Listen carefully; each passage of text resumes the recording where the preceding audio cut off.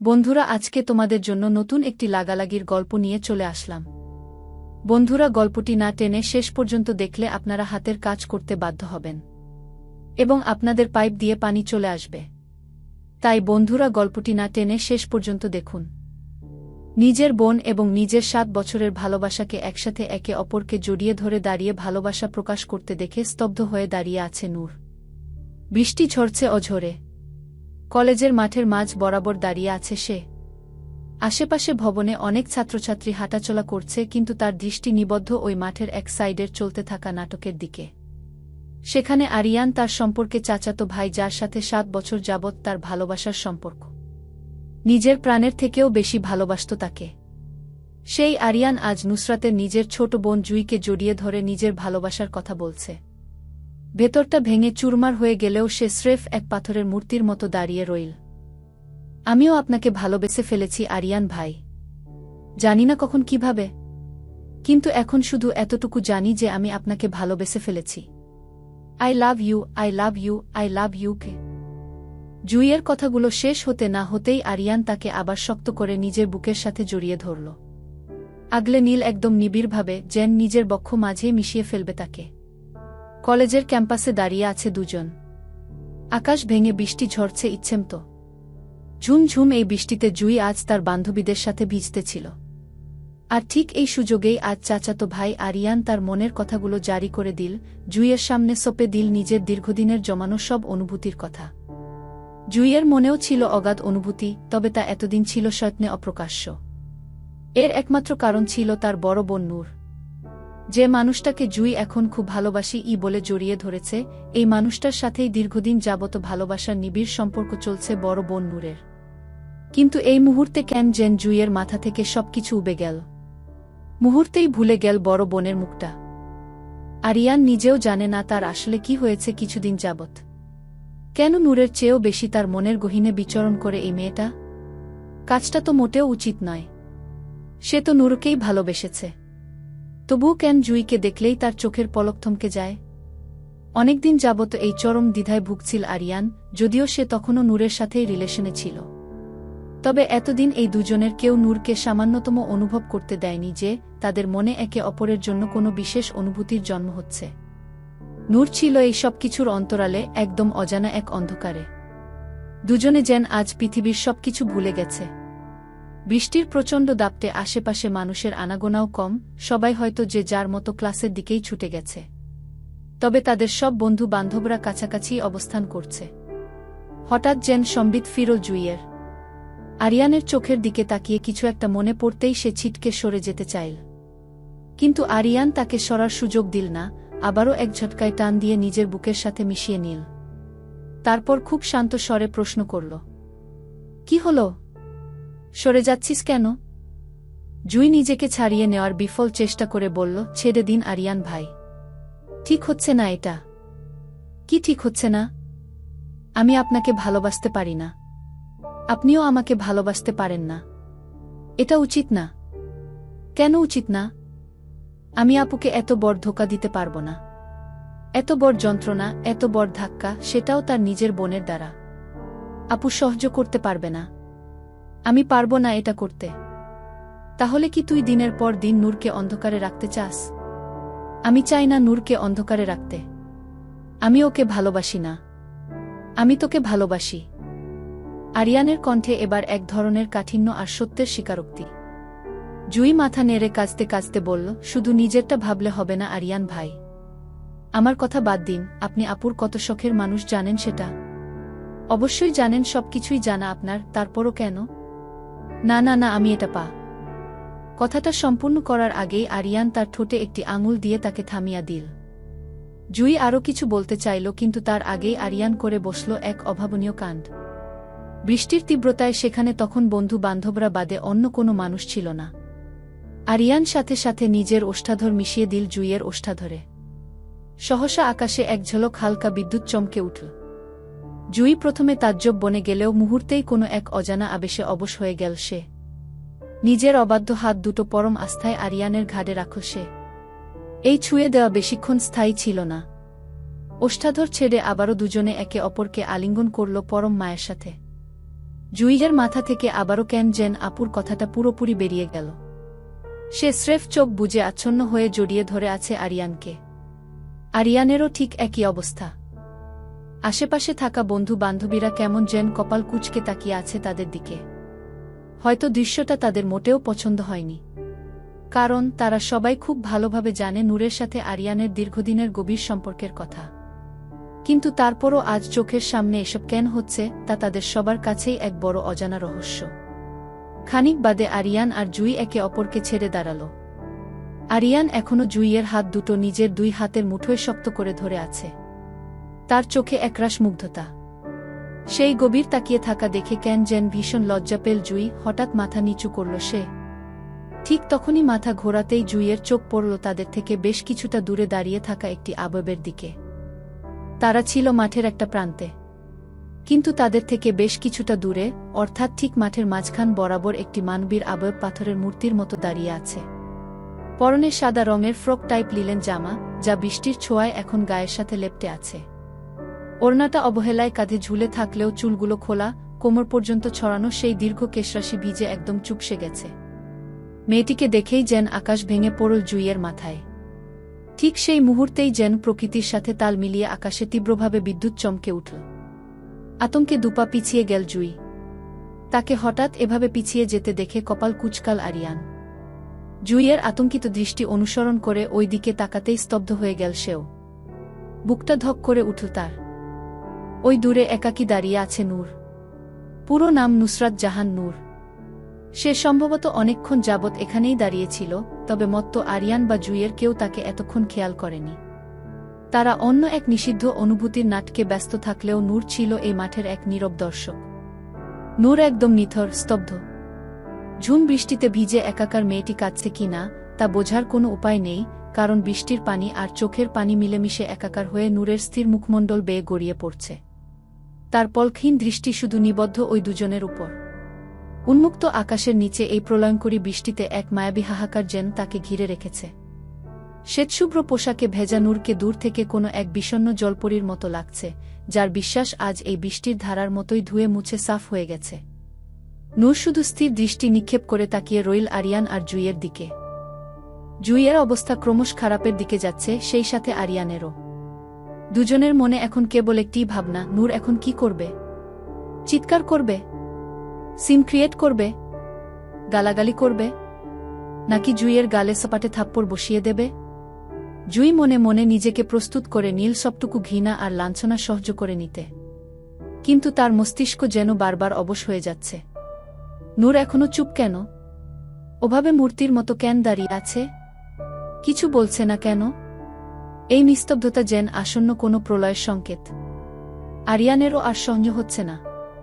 নূর অত্যন্ত চঞ্চল এক মেয়ে, যার এতক্ষণে পুরো ক্যাম্পাসে ঝড় উঠিয়ে ফেলার কথা। কিন্তু সে এমন ভয়াবহ রকমের নিশ্চুপ কেন? তার কি খুব বেশি কষ্ট হচ্ছে? নাকি কষ্টের তীব্রতা অনুভূতির সীমানা ছাড়িয়ে গেছে? আরিয়ান বুঝতে পারছে না কিছু, তার মাথা কাজ করছে না। সে কি করে পারল নূরের সাথে এমনটা করতে? এই হাড় কাঁপানো বৃষ্টির মাঝেও তাদের দুজনের গলা শুকিয়ে কাঠ হয়ে আসছে। পৃথিবীর সব ভাবনা তুচ্ছ হয়ে এখন দুজনের মনে একটাই চিন্তা, তা হল নূরকে নিয়ে। দুজন রুদ্ধশ্বাসে অপেক্ষায় আছে নূর এবার কিছু বলবে, চিৎকার করে আকাশ পাতাল কাঁপাবে। কিন্তু কিছুই বলছে না নূর, আগের মতোই নির্বাক দাঁড়িয়ে আছে। এই নীরবতা যেন অসহ্য হয়ে উঠছে জুইয়ের কাছে। সে শুধু মনে মনে আর্তনাদ করে বলছে, আপু, আপু, আমি কিছু জানি না কিভাবে কি হলো। তুমি কিছু বলো, কিছু তো বলো। কিন্তু অপরাধবোধে তার মুখ দিয়ে কোনো কথা সরছে না। হঠাৎ নূরের শরীরটা যেন টলে উঠল। কোনো এক অদৃশ্য ভারে ভেঙে পড়ে নূর ধপ করে বসে পড়ল ভেজা মাটির উপর। দুই হাত দিয়ে মাটিতে ভর করে কোনোমতে সে নিজেকে ধরে রাখল। মাথা নিচু করে মাটির দিকে তাকিয়ে রইল সে। নূরের এই হঠাৎ বসে পড়াটা দেখে মনে হল কোনো এক বিশাল পাহাড় বুঝি ধসে পড়ল মাটির বুকে। ওভাবে হঠাৎ মাটিতে লুটিয়ে পড়তে দেখে জুই আর আরিয়ান কয়েক কদম দৌড়ে আসতে যাচ্ছিল, কিন্তু তার আগেই চোখের পলকে এক হাত উঁচু করে তাদের থামিয়ে দিল নূর। মুহূর্তেই থমকে দাঁড়িয়ে গেল দুজন। এক পা এগোনোর সাহসটুকু আর হল না তাদের।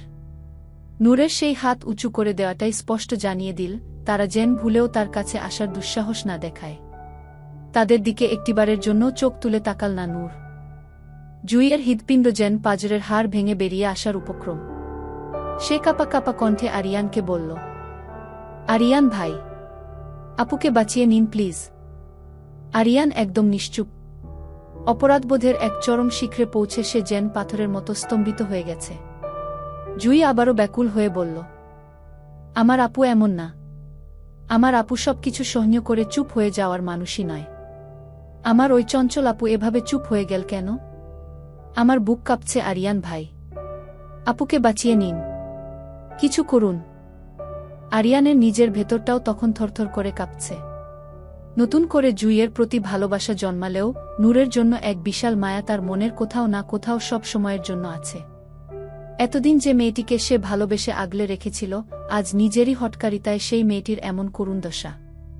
এ দৃশ্য সহ্য করা তার পক্ষে অসম্ভব হয়ে দাঁড়াচ্ছে। কি করবে, কোন দিকে যাবে, তার কোনো হদিশই যেন পাচ্ছে না আরিয়ান। মস্তিষ্ক পুরোপুরি অচল হয়ে গেছে তার। হঠাৎ নূর উঠে দাঁড়াল। টলটলে পায়ে টাল সামলে নিয়ে সে যখন সোজা হয়ে দাঁড়াল, তখন তার অবয়বে কোনো চঞ্চলতা নেই, নেই কোনো অস্থিরতা, বরং সেখানে জমাট বেঁধেছে এক ভয়ানক শান্ত হাহাকার। নূরের বুকের ভেতরটা তখন অগ্নিকুণ্ডের মতো জ্বলছে। গত কয়েক বছরের প্রতিটা মুহূর্ত নূরের চোখের সামনে এক একটা চাবুকের মতো আছড়ে পড়ছে। আরিয়ান, যাকে সে নিজের অস্তিত্বের অর্ধেক ভেবেছিল, যার প্রতিটা হাসিতে নূর নিজের পৃথিবী সাজাত, সেই মানুষটা আজ তাকে এক মুহূর্তের মধ্যে পর করে দিল। তাও আবার কার জন্য? নূরেরই রক্তের ছোট বোন জুইয়ের জন্য। সম্পর্কের যে বুনন এতদিন নূর আগলে রেখেছিল, তা ছিল একাধারে রক্তের এবং ভালোবাসার। একদিকে নিজের ছোট বোন জুই, যাকে সে পরম মমতা দিয়ে আগলে রেখেছে সবসময়। আর অন্যদিকে আরিয়ান, যে ছিল তার বহু বছরের তিল তিল করে জমানো বিশ্বাস আর ভালোবাসার এক নিরেট পাহাড়। নূরের মাথায় এটা আসছে না যে কি করে সম্ভব। জুই কি করে পারল তার বড় বোনের প্রণয় এভাবে বিষ ঢেলে দিতে? আর আরিয়ান, সে তো জানত নূরের নিঃশ্বাসে শুধু তার নাম লেখা, তবে কোনো নেশায় সে নূরেরই ছোট বোনকে বক্ষ মাঝে আগলে নিল। কি করে ওর ওষ্ঠধর ছুঁয়ে দিল? কই, নূরকে তো এত বছরে একবারও ওভাবে ছোঁয়নি। ধোকা তো অনেকে খায়, কিন্তু নূরের পাওয়া এই ধাক্কাটা কোনো সাধারণ বিশ্বাসঘাতকতা নয়। এটা যেন এক জীবন্ত খুনের চেয়েও ভয়ানক। তার মস্তিষ্ক বারবার একটা কথাই বলছে, সে নিঃস্ব। তার আর কেউ নেই। যে বোনকে সে এত আদর করেছে সারা জীবন, আর যে পুরুষকে সে জীবনসঙ্গী হিসেবে স্বপ্ন দেখেছে, তারা দুজনেই আজ নূরের অস্তিত্বের শিকড় ছিঁড়ে ফেলেছে। সে আজ বুঝে গেল, পৃথিবীর সবচেয়ে ধারালো অস্ত্রটি অন্য কেউ নয়, বরং নিজের সবথেকে আপন মানুষটিই চালিয়ে দেয়। নূরের মনে হচ্ছে এই ঝুম বৃষ্টির প্রতিটি ফোঁটা যেন তাকে বলছে যে সে এতদিন এক মরীচিকার পেছনে ছুটেছে। নূর সোজা হয়ে দাঁড়িয়ে এক পলক আরিয়ান আর জুইয়ের দিকে তাকাল। তার ওই চাহানিতে হাজারটা প্রশ্নের উত্তর লুকিয়ে থাকলেও ঠোঁট দুটো রইল একদম নিশ্চল। যেন এই বিশ্বাসঘাতকদের সাথে কথা বলার মতো শব্দ আজ তার অভিধানে বাকি নেই। নূর আর এক সেকেন্ডও সেখানে দাঁড়াল না। সারা শরীরে অবশিষ্ট যতটুকু শক্তি সঞ্চিত ছিল, সবটুকু নিংড়ে দিয়ে এক অসম্ভব জোরে দৌড় লাগাল সে। কলেজের গেট দিয়ে যেন এক তপ্ত বাতাসের মতো বেরিয়ে গেল নূরের সেই নিথর শরীরটা। চমকে গেল আরিয়ান আর জুই। নূর কই যাচ্ছে?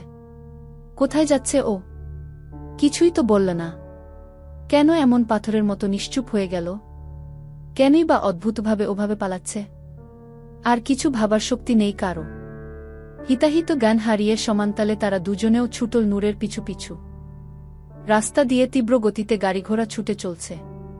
নূর ছুটছে তার নিজ গতিতে। আজ ফুটপাত নয়, মেইন রোড দিয়েই পাগলের মতো ছুটছে সে। নূরের মগজ আজ কাজ করছে না, হিতাহিত জ্ঞান পুরোপুরি লোপ পেয়েছে। সে কোথায় যাচ্ছে, কেন যাচ্ছে, তার কোনো হুঁশ নেই। চোখের সামনে বারবার ভেসে উঠছে সেই বিভৎস দৃশ্য, আরিয়ান আর জুইয়ের ওষ্ঠাধর এক হয়ে যাওয়া। তার প্রিয়তম অন্য কারো ঠোঁটে নিজের ঠোঁট ছুঁয়েছে, এটা কি সহ্য হওয়ার মতো? তাদের থেকে অনেকটা দূরে নূরের পিছু পিছু দৌড়ে আসছে আরিয়ান আর জুই। রাস্তার গোলমালের মাঝেও তারা সর্বোচ্চ শক্তিতে চিৎকার করে ডাকছে নূরকে। কিন্তু সেই ডাক নূরের কানে যেন কিছুতেই পৌঁছাচ্ছে না। সব আওয়াজ আজ অর্থহীন। ঠিক তখনই সামনে থেকে একটি কালো রঙের বিশাল প্রাইভেট কার ধেয়ে আসছিল। নূরের সেই দিকে কোনো নজর নেই। সাথে সাথে ঠিক নূরের সামনে এসে তীব্র শব্দে ব্রেক করল সেই গাড়িটা। গাড়িটা ঠিক সময়ে ব্রেক করলেও নূর নিজেকে থামাতে পারেনি, সে সজোরে গিয়ে ছিটকে পড়েছিল গাড়ির বন্টের উপরে। মাথায় প্রচণ্ড একটা ঝাঁকুনি লাগার সাথে সাথেই তার চারপাশের পৃথিবীটা এক নিমেষে অন্ধকার হয়ে এলো, যন্ত্রণার তীব্রতায় সেখানেই জ্ঞান হারিয়ে ফেল সে। সেই গাড়ির স্টিয়ারিং ধরে বসে আছে একজন পুরুষ। পরনে ধবধবে সাদা শার্ট, কনুই পর্যন্ত হাতা গোটানো, চোখে সানগ্লাস, আর হাতে একটি সাধারণ কিন্তু ক্লাসি ঘড়ি। তার পাশের সিটে বসা ছিল তার 5 বছরের বাচ্চা ছেলেটা। মানুষটা যখনই বুঝতে পারল তার গাড়ির সামনে কোনো এক মেয়ে এসে ছিটকে পড়েছে, সাথে সাথে তড়িঘড়ি করে গাড়ি থেকে বের হতে গেল। তখনই তার বাচ্চা ছেলেটা ভয়ার্ত কণ্ঠে বলে উঠল, পাপা কোথায় যাচ্ছ? ইটস অ্যান ইমার্জেন্সি বেটা, তুমি বসো, আমি আসছি গু। সাথে সাথে গাড়ি থেকে নেমে এলো লোকটা। আকাশ ভেঙে বৃষ্টি নামছে অঝোরে, সেই অবস্থাতেই পুরো ভিজে সে এসে দাঁড়াল অচেতন হয়ে পড়ে থাকা মেয়েটির পাশে। কোনো দ্বিধা না করে সাথে সাথে সে মেয়েটিকে 2 হাতে আগলে ধরে তার চেহারার দিকে তাকাল। আর নূরের মুখটা দেখতেই যেন ভেতর থেকে থমকে গেল সে। তীব্র এক বিস্ময়, কিছুক্ষণ একদম স্তব্ধ হয়ে তাকিয়ে রইল মেয়েটার নিষ্পাপ মুখের দিকে। তার পরক্ষণেই লোকটার মুখের চোয়াল শক্ত হয়ে এলো, চোখ দুটো গরম হয়ে উঠল, বৃষ্টির ফোঁটার সাথে মিশে টুপটুপ করে যেন তার চোখ থেকেও পানি গড়িয়ে পড়ল। এদিকে আরিয়ান আর জুই হাঁপাতে হাঁপাতে দৌড়ে আসছিল নূরের দিকে। কিন্তু গাড়ি থেকে নেমে আসা সেই মানুষটাকে চোখের সামনে দেখেই তারা চিনে ফেল।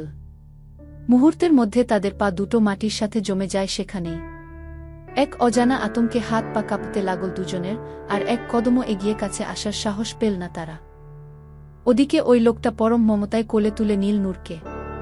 তারপর গাড়ির পেছনের দরজা খুলে তাকে সাবধানে সিটে শুইয়ে দিল। লোকটা আবার ড্রাইভিং সিটে এসে বসতেই তার ছোট্ট ছেলেটা কৌতূহল আর ভয় মেশানো চোখে তাকিয়ে জিজ্ঞাসা করল, হু ইজ শি পাপা?